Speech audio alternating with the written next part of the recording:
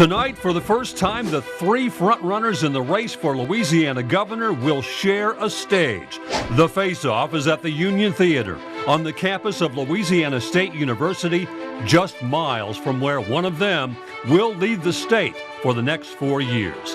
Democrat John Bel Edwards shocked the political world with his win in 2015. The people of Louisiana want to keep moving forward. Two Republicans want to send Edwards packing from the governor's mansion. Congressman Ralph Abraham is in his third term on Capitol Hill. From day one, we will attack the budget. And businessman Eddie Rispone, who founded what is now one of the largest engineering and construction companies in the country. And we need someone with serious business skills, someone who knows what a big budget is.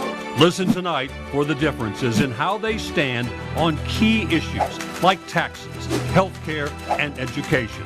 The first governor debate starts now. First, a Republican businessman who founded Industrial Specialty Contractors, Mr. Eddie Rispone.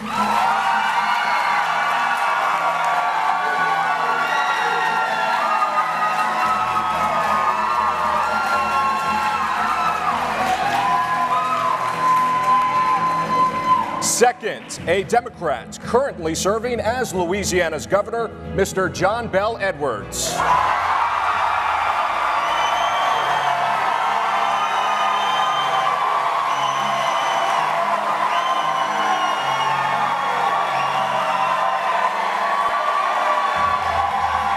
And finally, a Republican congressman currently serving his third term representing the 5th District of Louisiana, Mr. Ralph Abraham.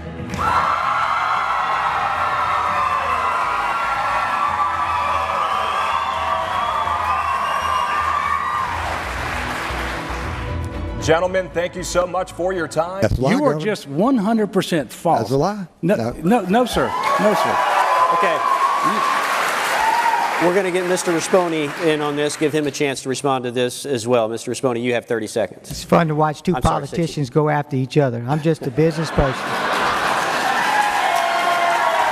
My opponent has no choice but to try to nationalize this election because his vision for the state of Louisiana is one that would take us back to the failed policies of Bobby Jindal. Do you think this governor's race here in Louisiana is a sign of what to expect come 2020? Well, I would say this. I think Louisiana is going to send a message to these liberal Democrats around the country, and the ones we have here. Our governor's one of them. You know, that they're not going to go along with this agenda that they have.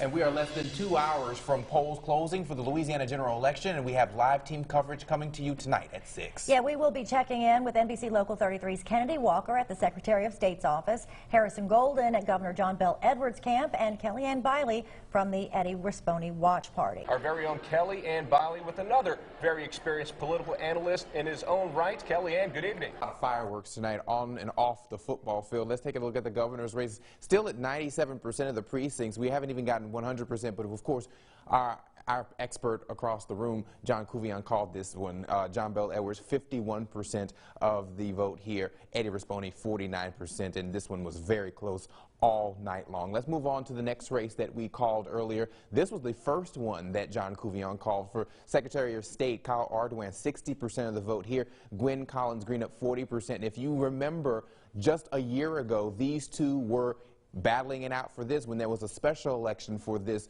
particular seat. So Kyle Ardoin re-elected as Secretary of State for the state of Louisiana. Good Sunday morning to you. Thanks for watching This Week in Louisiana Politics on your local election headquarters. I'm Fred Childers. We're going to start the show off a little differently today. Obviously, I'm joined in studio here by Senator John Kennedy, Republican from Louisiana. Thanks for coming on the show, Senator. Thank you for having me, Fred. You were at a Trump campaign rally in Monroe, Louisiana.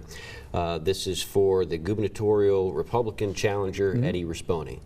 You got on stage and you basically called Speaker Pelosi dumb. You've gotten some criticism from that. Do you regret saying it? No.